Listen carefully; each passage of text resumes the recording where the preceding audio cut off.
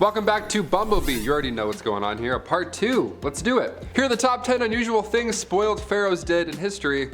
Part 2. Kicking off the list at number 10, Ramses II. Ramses II, part 2, you see what I'm doing here.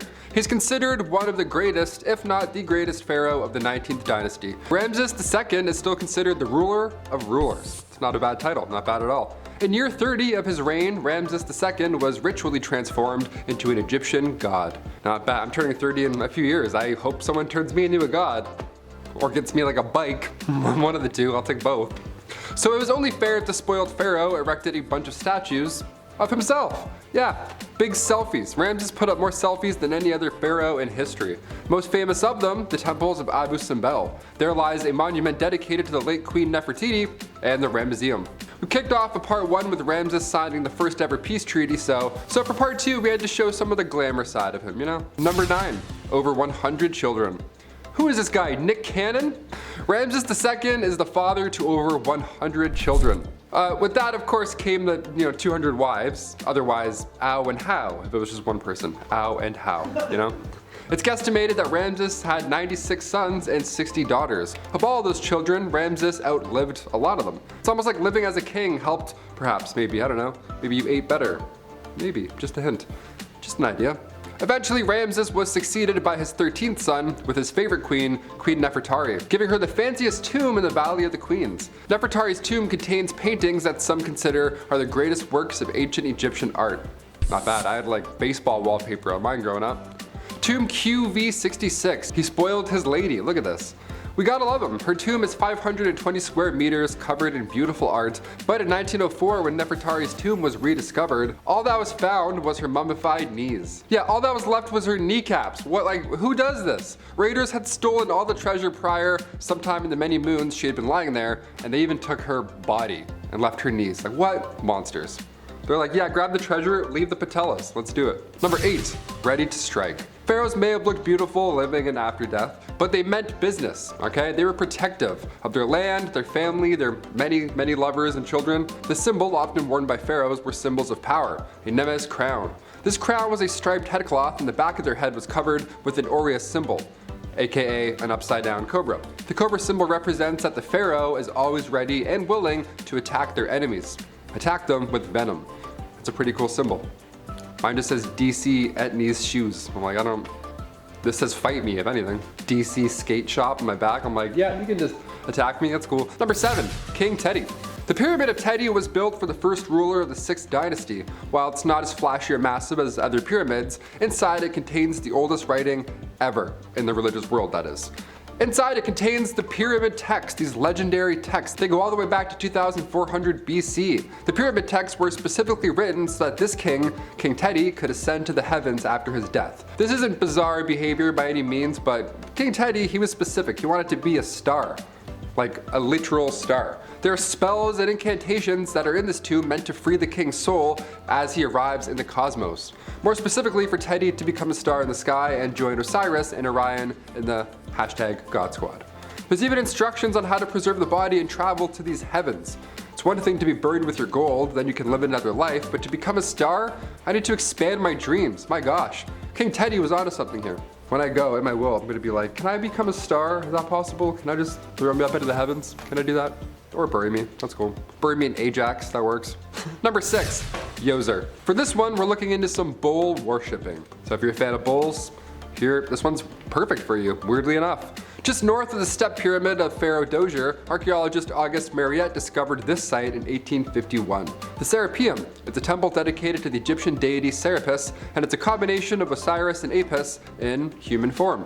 This was a large burial ground for the Apis bulls, these bulls that were said to be sacred, of course, and after their death, they would become immortal.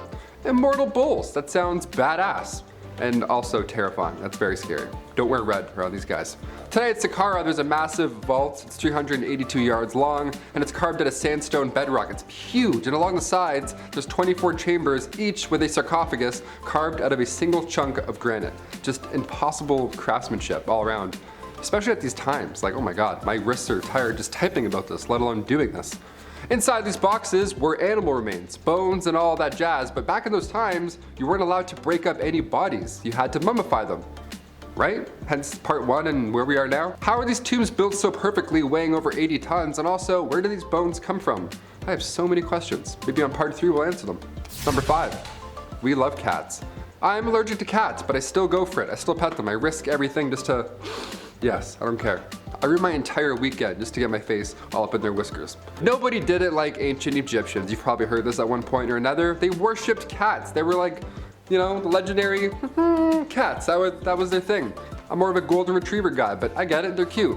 They respected them, they worshipped them. Even though at the time, dogs were respected for being hunters, cats were still considered magical creatures. It's because they just stare at shit randomly. Mid-conversation, a cat will just be like, no, they're not magical, they're terrifying. They're on something. If you had a cat, you had good luck, apparently. A friend of mine has 2 fat cats. He has some pretty good luck, I think. If they're fat, they're good? When a cat passed away back in ancient Egyptian times, they too were mummified. You would think that alone was just plenty of respect, but ancient Egyptians and pharaohs, they would obviously go a step further. Hence this fun list. After their cat died, they would shave their eyebrows off and would mourn them until they grew back. That's like 3.5 months of cat depression. That's wild. I got over my childhood animal in like 6 business days. It's not a bad thing, it's just that's a long time, you know? Next time your friend tells you their cat passed away, tell them if they really love them, they would shave their eyebrows. Test them. Number 4, ancient Photoshop. When we look back at ancient artwork, we see these kings and queens, well, all the pharaohs were considered kings, but it was equal at the time. And they all look athletic. They all look like these warriors, right? They look to be in great shape. When in reality, a lot of these pharaohs were probably pretty overweight or unhealthy. I mean, think about it. If you slam wine and bread all day, plus a little dab of honey every 8 minutes, you're gonna gain some weight. Yeah, that's how it goes. Many of these ancient pharaohs did have diabetes, and Queen Hatshepsut, who was alive during the 15th century BC, her sarcophagus shows her as slim and strong and all that jazz, but almost all historians agree that she was out of shape and quite unhealthy. Honestly, fair. I would do the exact same thing. She was ahead of her time. If somebody was like, hey, I'm gonna make a statue for you, what should I make it look like? I'm like, yeah, give him an 8-pack, make him jacked, I don't know. Make him look like Michael Jordan, I don't know. Number 3, gender reveal parties. Okay, we've seen all these videos online. A guy goes to swing and hit a baseball, he misses, it hits the ground. There's a big pink cloud of smoke, everyone's like, oh my God. Gender reveal parties, right? They're pretty popular. Turns out they're popular back in ancient Egyptian days, but nobody did it like them.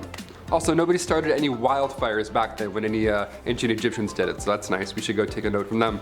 Back in the day, Egyptians had a pretty interesting method for predicting the gender of a newborn. You would have to use wheat and barley seeds. You would have to pee on them, and then however it grew, that would determine the sex. I would feel bad. First of all, I'd be like, hi, we're curious, don't mind us. Just gonna pee on your crop, sir. Let us know how it grows. We're aiming towards a boy this time. We have 96 girls, so we're gonna try a couple of boys. Yeah, depending on how the crops grew, they could accurately predict the sex of the child, and it worked a lot of the time. It's pretty wild. We went from watering crops to burning them down just to find out a gender. Hashtag it's a boy. Number 2, more tattoos. More tattoos for number 2. We love it. You guys saw what I did. Ancient Egyptians worshipped animals. We talked about that, the whole cat stuff and the whole hippo situation in part 1, that was violent. But what about baboons? Did they get any love? Baboons, I say it weird, baboons, baboons. They were pretty important pieces to this ancient Egyptian puzzle. Some mummies were found with tattoos of baboons on their bodies. One of the most strange things pharaohs did back in ancient Egyptian days was train baboons to make arrests. Yep, stop resisting, you're going to jail. Me and 7 baboons, let's carry them into the car, bam.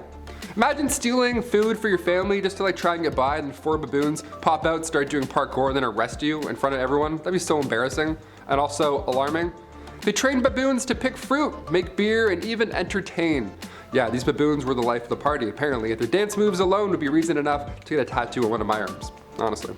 Going all crazy, throwing their own at people, I'd be like, yeah, right here, or here, I don't care. And finally, number 1, the afterlife. One of the most fascinating parts about these ancient Egyptian pharaohs is that they would pass away literally covered in gold, head to toe. It's nice to know that this long ago, some of these kings and queens still rest untouched by grave robbers or explorers. The afterlife for these pharaohs was important. And as soon as they take on the throne, work is immediately underway on their tomb. That's a little grim when you think about it. It's like, hey, congratulations, we're gonna start making where you're gonna be buried. It's like, thanks, I think. These monuments took time, but they were built to last, and clearly they have. Pharaoh's eyes were painted black with coal. They did this so that they would look like the god Horus after they passed on. Guys, thank you so much for joining us on a part 2. If you want a part 3 with some ancient pharaoh goodness, I can gladly dive in deeper. Let's do it. I've been your host, Taylor McWaters, and we'll see you next time on Bumblebee. Be good. Bye. No regrets. Baboons. Here are the top 10 unusual things. I don't know the lyrics. Lyrics? Top 10 unusual things. Tattooed the baboons under bodies. Tattooed the baboons under bodies. Tattooed the baboons under bodies. Ramses.